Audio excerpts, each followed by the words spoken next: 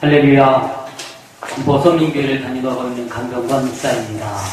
오늘은 마태복음 13장 44절의 말씀을 본문으로 함께 갑시다. 천국에 제하의 말씀으로 은혜를 나누고자 합니다.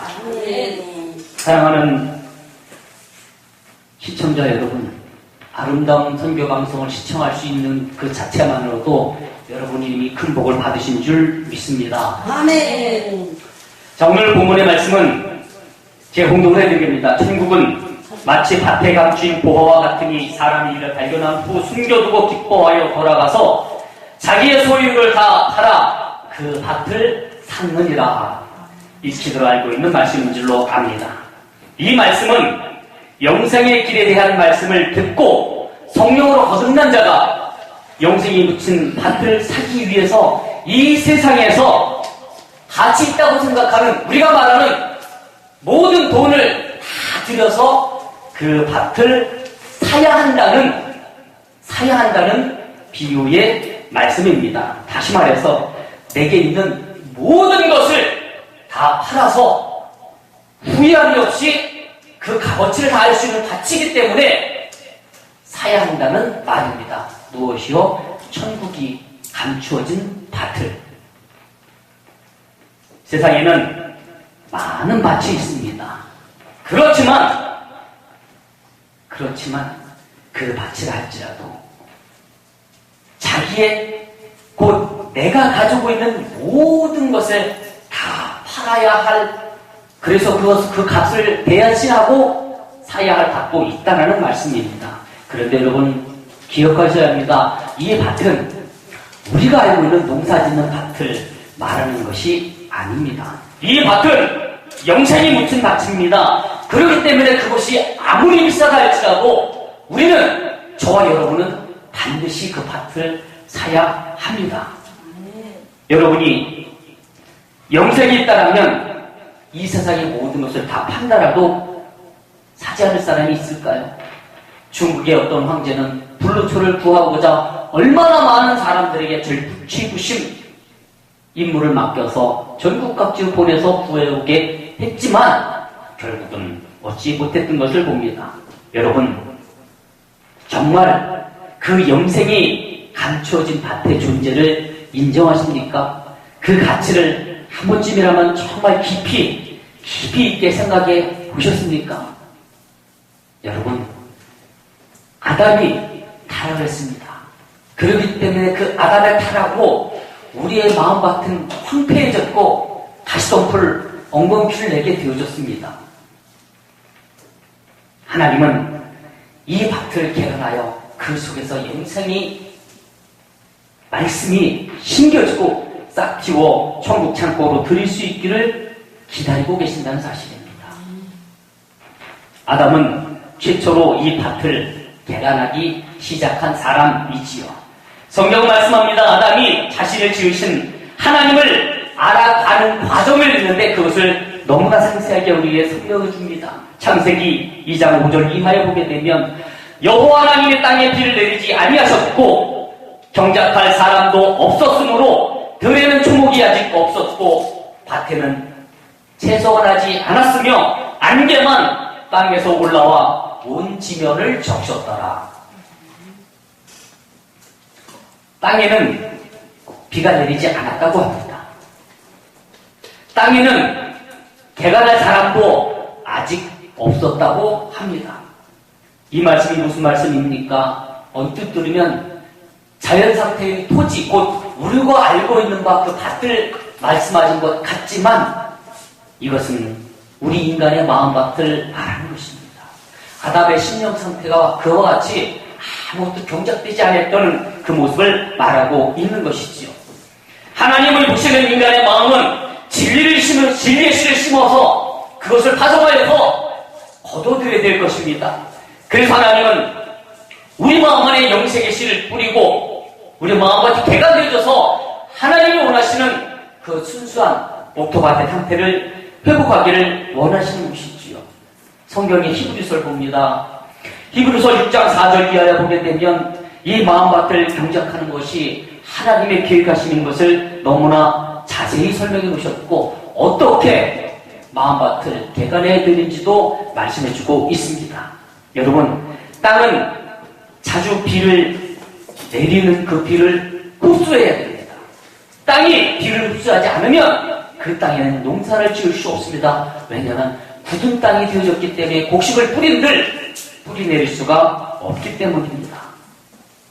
그러면 그 땅은 하늘에서 내리는 비를 잘 흡수하여서 좋은 흙이 되어지고 좋은 밭이 되어져서 식물을 심었을 때에 많은 소출을 내야 되는 것이지요. 우리 인간의 마음밭, 우리 사람의 마음밭 역시 마찬가지입니다. 우리의 주인이신 창조주 하나님 앞에 우리는 진리의 열매를 내놓을 수 있어야 합니다. 지금 시점에서 뒤를 돌아보셔서 하나님 앞에 내놓을 수 있는 진리의 열매가 여러분 얼마나 되시는지요? 이건 이래서 싫고 저건 저래서 싫고 어떤 때는 이 집사님과 부딪히고 어떤 때는 장로님과 부딪히고 어떤 때는 목사님과 부딪히고 이러저러 많은 합리적이고 합당한 사연이 있어서 못했을 수도 있습니다. 그러나 성경은 말씀합니다. 핑계치 말며 변명치 말라고요. 성경에서 비는 하나님의 은혜와 축복의 상징입니다. 땅이 하늘에서 내리는 비를 마음껏 흡수해서 좋은 땅이 되어야 하듯 저와 여러분은 하나님께 내리는 은혜의 단비를 마음껏 받아서 우리의 마음밭이 좋은 밭으로 옥토밭으로 되어져야 되는 것입니다. 예수님께서도 말씀하시기를 우리 사람의 마음밭을 네 가지 부류로 말씀하셨죠. 길가 같은 밭으로요, 돌덩이 밭으로요, 가시떨기 밭으로요, 아주 좋은 옥토밭으로요. 여러분 여기서 한 가지 또 생각하실 것이 있습니다. 나는 옥토밭만 있는 것입니까? 아니면 반대로 나는 돌짝밭만 됩니까? 이 네 가지 밭이 누구에게나 공존한다는 사실을 인정해야 합니다. 옥토밭이 있는 사람이 있는가 하면 그 마음 안에 길가와 같은 딱딱한 마음도 있더라 이 말입니다. 그때 우리는 어떻게 합니까? 하나님, 내게 이러한 딱딱한 마음이 있습니다. 진리의 말씀으로 변화시켜 주셔서 이 마음도 부드럽고 좋은 옥토와 같은 밭이 되게 하여 주옵소서. 이러한 기도와 간구가 우리가 끊임없이 하나님께 올려드려야 될 제목인 것입니다. 예수님께서 오신 것은 영생을 소망하는 사람들을 위해서 오셨다는 사실을 우리는 기억해야 합니다. 대부분의 성도님들은 얘기를 합니다. 영생을 얻기 위해서 교회를 다닌다고요. 그러나 조금만 더 살펴보면 그들에게 있어서 하나님과 교회는 재물과 축복을 비는 기복신앙의 어떤 대상이 되어주고 말았다는 사실입니다. 교회 다니면 사업이 잘 돼요. 교회 다니면 축복받아요. 교회 다니면 자녀가 유유하게 가요. 성경에 있는 듯 하지만 성경에는 결단코 없습니다. 성경은 영혼이 먼저 잘 될 것을 말씀했기 때문입니다. 물질이 있으면 그 물질로 인해서 염려와 근심이 먼저 온다는 사실을 우리는 기억해야 합니다. 물질이 반드시 필요합니다. 그러나 필요 이상 물질이 있을 때에는 그것은 곧 근심으로 이어지더라 이 말입니다. 그렇지만 대다수의 교인들이 이 말의 참뜻을 깨닫지 못하고 오히려 깨달으려 하지 않는 것도 봅니다. 왜냐하면 눈에 보이는 현실은 물질과 직접적으로 연결되어지고 맞닿아 있기 때문입니다. 그러나 성경은 이런 마음이 바로 가시떨기의 마음인 것을 말씀하지요. 천국 복음의 씨는 이 가시떨기와 결단코 같이 자랄 수 없습니다. 한 마음 안에서 재물과 하나님을 겸하여 섬길 수 없다고 성경은 말씀하고 있기 때문이지요. 창세기 3장 18절 이하에 말씀합니다. 땅이 네게 가시덤불과 엉겅퀴를 낼 것이라. 너의 먹을 것은 밭의 채소인즉 네가 얼굴에 땀이 흘러야 식물을 먹고 필경은 흙으로 돌아가리니 그 속에서 네가 취함을 입었습니다. 너는 흙이니 흙으로 돌아갈지니라 하십니다. 이 말씀은 타락한 범죄한 아담에게 하나님께서 하신 말씀입니다. 생명이었던 아담의 마음이 이제 황폐해져서 이제는 피땀 흘려 수고하지 않으면 결실할 수 없습니다. 이제 피땀 흘려 하나님을 찾지 않으면 아담은 하나님을 만날 수가 없게 된 것입니다. 아담과 하나님의 사이에 이제는 이간자 사단 마귀가 중간에 있기 때문이지요. 하나님께서는 아담에게 말씀합니다. 내 이마에 땀이 흘러야 한다. 그것을 우리 또 하나 기억해야 됩니다. 단순히 땅의 밭을 개간하라는 것이 아니라 그 마음밭을 개간하는 것입니다. 육을 지배하고 육을 다스리고 다시 하나님께로 돌아올 수 있는 길을 닦으라는 하나님의 당부이고 번거이신 것이지요. 성경의 말씀을 문자로 보지 않고 그 속에 있는 실상을 볼 줄 아는 것이 믿음입니다. 베드로는 예수님을 한 인간으로, 한 스스로 보지 않고 그를 성령 안에서 하나님이 주신 성령의 감동으로 하나님의 아들로 보는 영안을 열렸습니다. 누가 열렸겠네요? 성령께서 하셨죠. 그 베드로의 고백을 통하여 교회는 든든히 세워져 가는 것입니다.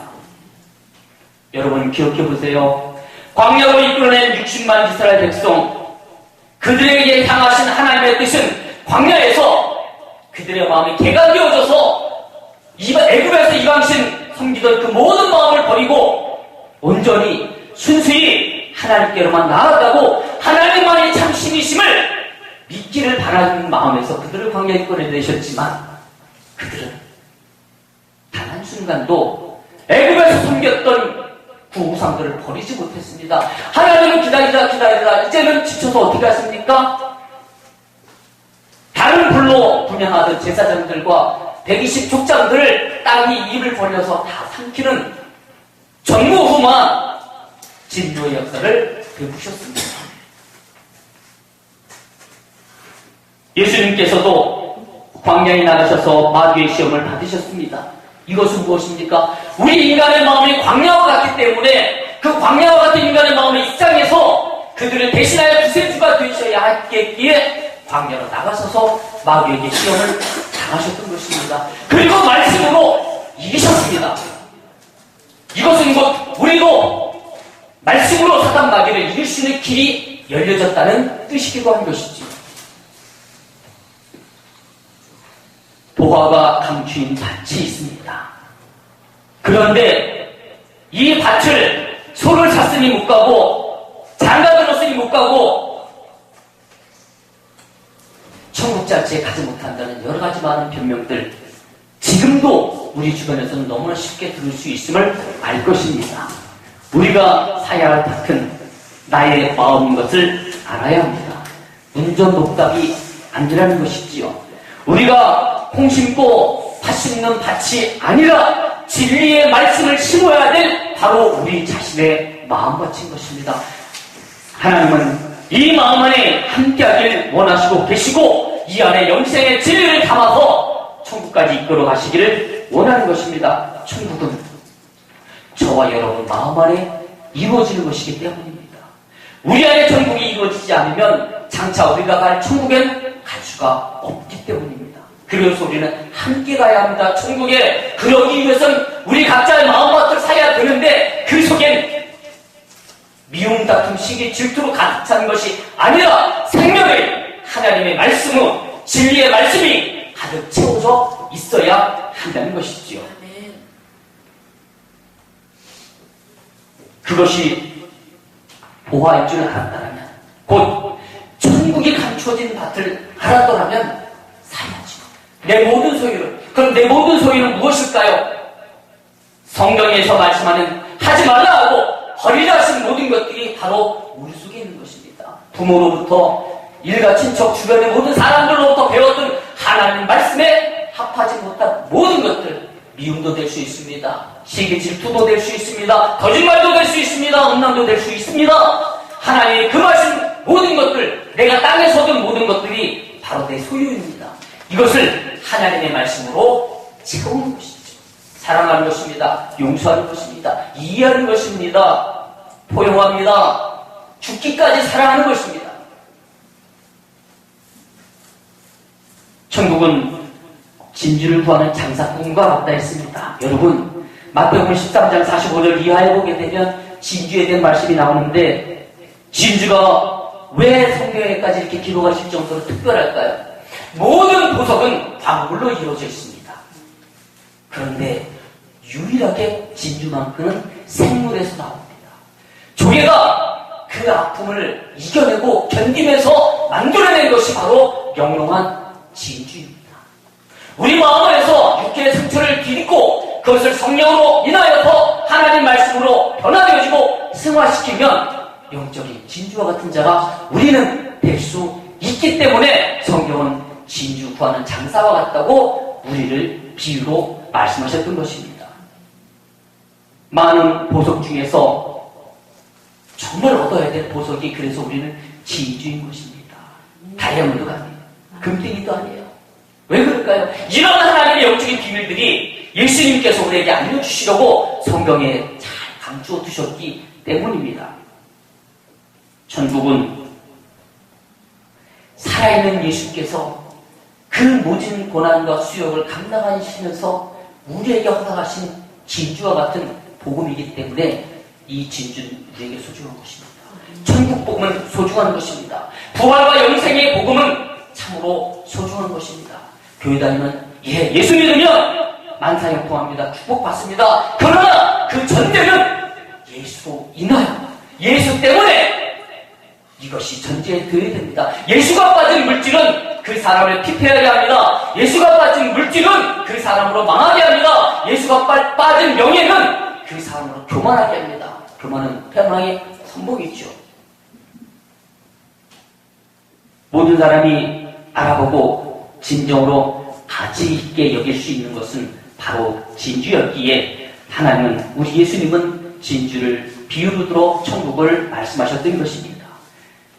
이제 한 가지 예를 더 말씀드립니다. 그물로 잡는 물고기의 비유를 얘기합니다. 우리는 물고기, 어부들이 바다에 아니면 강에 그물을 던져서 물고기 잡는 비유를 또한 현실에서 보았을 줄로 압니다. 실로 엮어서 고기를 잡습니다. 천국도 마찬가지입니다. 복음이라는 실로 그물을 만들어서 세상에 던집니다. 그 복음의 그물에 걸려 들어온 많은 사람들이 있습니다. 예수님 이래로 지금까지 2000여 년 동안 얼마나 많은 이들이 이 영생의 그물에, 복음의 그물에 걸려서 올라왔을까요? 어부들은요, 그 그물에 걸려진 고기를 다 취하지 않습니다. 갓나가는 진귀한 고기만, 실한 고기만, 좋은 값을 받을 수 있는 고기만 남기고 나머지는 다시 버립니다. 천국이요, 마찬가지입니다. 하나님은 신실한 자들, 진실한 자들, 변개치 않으며 오직 하나님의 영광을 위하여 살아가는 그 진실한 사람들을 위해서 천국은 예비되어졌고 그런 사람들을 위해서 하나님은 오늘도 일하고 계시는 것입니다. 하나님의 수고가 결단코 헛되지 않은 것은 믿음으로 나간 모든 일에게 동일하게 응답해 주시고 역사해 주시기 때문인 것이지요. 천국에 들어가는 고기의 조건은 정해져 있습니다.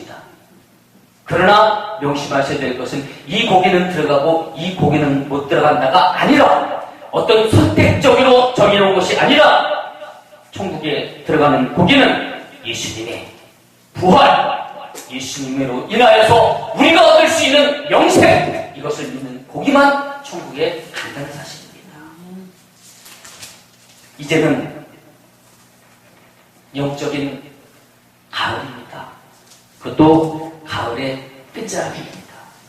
논밭에 오곡백과 물 흐를 때 사람들은 눈에 보이는 풍성한 곡식으로 즐거워합니다. 그러나 우리는 두렵고 떨림으로 이 추수의 때를 잘 준비해야 되는 것입니다. 예수님께서 인류의 구세주로 탄생하셨습니다. 그러나 한 가지 더 생각하실 것이 있습니다. 예수님께서 내가 메시아다!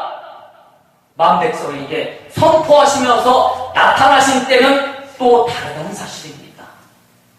어느 것이 우리에게 더 중요할까요? 탄생도 중요합니다. 그러나 세상 앞에 내가 메시아다라고 선포하신 그 시점을 우리는 명심하며 더 깨어있어 기도하고 이 시대를 볼 줄 알고 하나님이 원하시는 참 알곡으로 마음을 대단하여 함께 청소를 하시는 우리 모두가 되어질 줄로 믿습니다. 할렐루야.